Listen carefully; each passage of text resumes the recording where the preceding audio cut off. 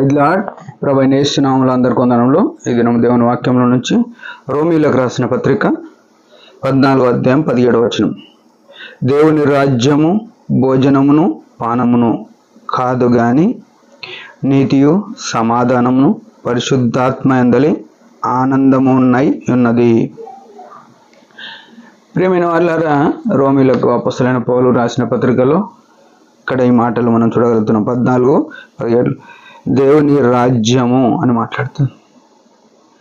మనం ఎవరినైతే విశ్వసిస్తున్నామో, ఈనాడు యేసు క్రీస్తు ప్రభువును అంగీకరించినాం, ఆయన శిలువ రక్తంతో విమోచింపబడ్డాం, ఆయన శిలువ యొద్ద మనం పశ్చాత్తాపడి ఆయన రక్తంతో కడగబడిన మనము ఆయన రాజ్యమునకు వారసులుగాను హక్కుదారులుగాను మనల్ని చేసినాడు.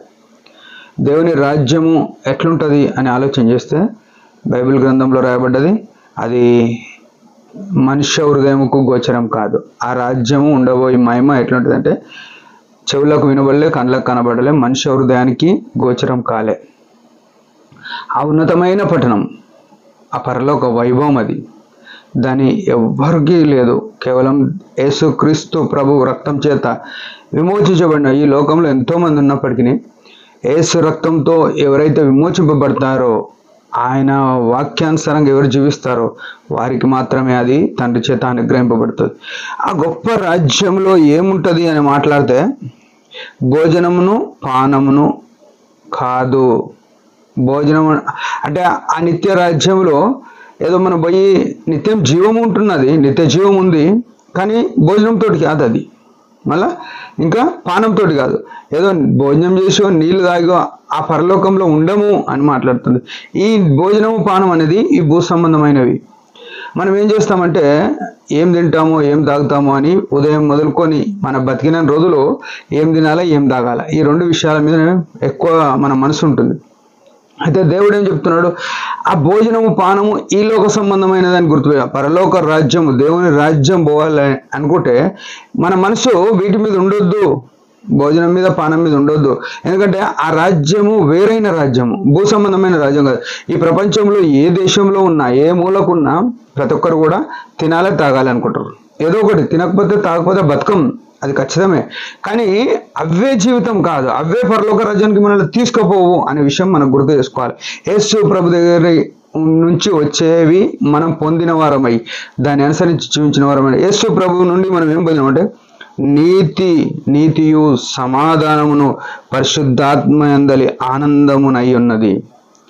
యేసు ప్రభు అనీతిమంతులైన మన మీద ఆయన నీతిమంతుడుగా ఈ లోకానికి దిగి వచ్చి మన కొరకు కల్వరి శిలువలో ప్రాణం పెట్టి మనల్ని నీతిగా మార్చినాడు. ఇంకా సమాధానము, ఈ లోకంలో సమాధానం లేదు, దేవునితో మనుషులకు సమాధానం లేదు, వైరం ఉంది. ఆదాము పొరపాటు చేసిన కారణాన, ఆదాము తప్పైన కారణాన మనకు దేవునికి శత్రువులమైన సమాధానం లేదు. యేసు ప్రభు ఈ లోకానికి వచ్చి మనకు సమాధానం అనుగ్రహించినాడు. ఎంత గొప్ప విషయం!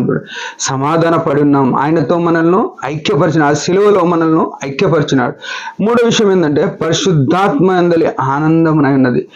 యేసు ప్రభు ఈ లోకానికి వచ్చి ఆయన చనిపోయి ఆయన శిలువ కార్యాన్ని ముగించి పరలోకం వెళ్ళే ముందు చెప్పిన మాట ఏంటంటే, నేను వెళ్ళి మీకు ఆదరణకర్త పరిశుద్ధాత్మను పంపిస్తాడు. యేసు ప్రభు ఎల్లుట ద్వారానే పరిశుద్ధాత్ముడు ఈ లోకానికి వచ్చినాడు. ఈనాడు నా హృదయంలో నివసిస్తూ మన జీవితాల్లో మనం ఏవైతే తప్పుదోవలబోతున్నామో వాటన్నిటి నుంచి మనల్ని సరి చేస్తూ తన ఆత్మచేత నడిపిస్తున్నాడు. ఈ గొప్ప అనుభవం మనకిచ్చినాడు యేసు ప్రభు. ఉదయకాలం ఈ నీతి సమాధానము పరిశుద్ధాత్మయందలి ఆనందము మనకు ఇచ్చి ఏమంటున్నాడో ఆ పరలోక రాజ్యానికి రావాలని కోరుతున్నాడు. వీటిని పొందిన వారమై వీటిని అనుభవించి వీటి ప్రకారము నీతిగా నడవాలి, సమాధానంగా నడవాలి, పరిశుద్ధంగా జీవించాలి.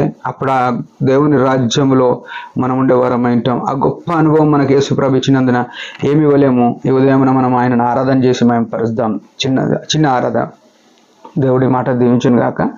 పరలోకపు తండ్రి సర్వాధికారి, ఉదయకాలం ఇచ్చిన ఆయుష్ని బట్టి స్తోత్రములు. మా కొరకు నీ కుమారుని లోకానికి పంపి ఆయన శిలువలో ప్రాణం ఇచ్చుతారా.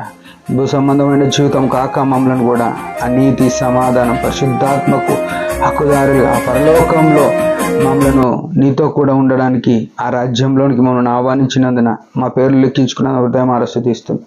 నువ్వు చేసిన ఘనకార్యమంతని బట్టి నీ పాదాల ముద్దు పెట్టుకొని యేసు ప్రభు నామములో ఈ స్తుతి ఆరాధన సమర్పించుకుంటున్నాను తండ్రి. ఆమెన్. మీరందరూ ఈ పరిచర్య గురించి భారంగా ప్రార్థన చేయండి. Praise the lord.